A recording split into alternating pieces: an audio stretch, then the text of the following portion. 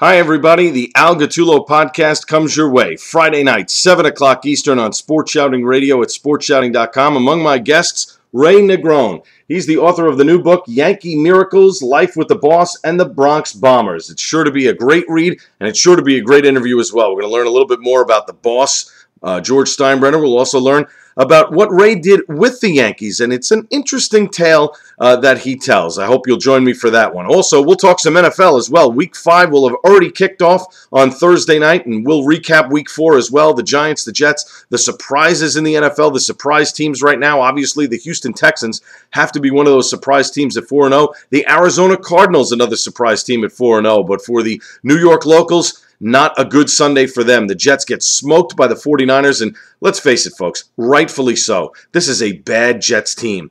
They have no idea of their identity, what they're doing. Play like a Jet is the slogan. What is that? You tell me. I certainly don't know. Is it running the ball? Is it throwing it? Is it defense? It's none of those things right now. This is a confused Jets team, ladies and gentlemen, and don't blame Mark Sanchez for all of their problems. And you can't blame Brian Schottenheimer anymore because he's not here either. The problem is more than just Mark Sanchez. It's more than Tim Tebow.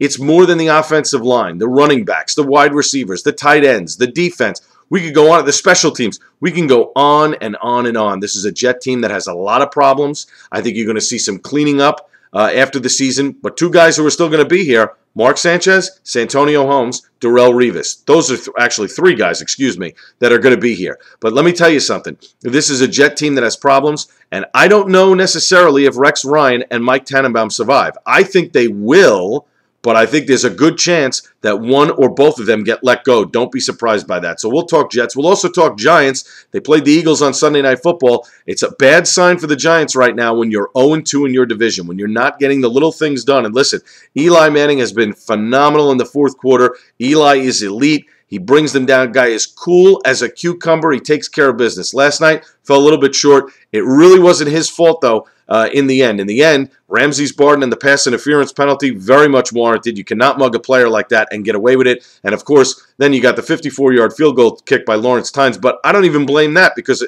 past 50 yards, it's a 50-50 shot whether or not you're going to make it or not. So the Giants have some problems, but they're correctable problems. There are things that they can get taken care of within a week or two. The Jets have a much harder road to climb. We'll also slip some NHL in there as well. Players and owners were talking in the last couple of days. Will they come to a resolution? We'll find out. But join me and your calls too at 877-288-7468. That's 877-288-7468. It's Sports Shouting Radio at sportshouting.com. The Al Gattulo podcast, Friday night, 7 o'clock. I hope you'll join me.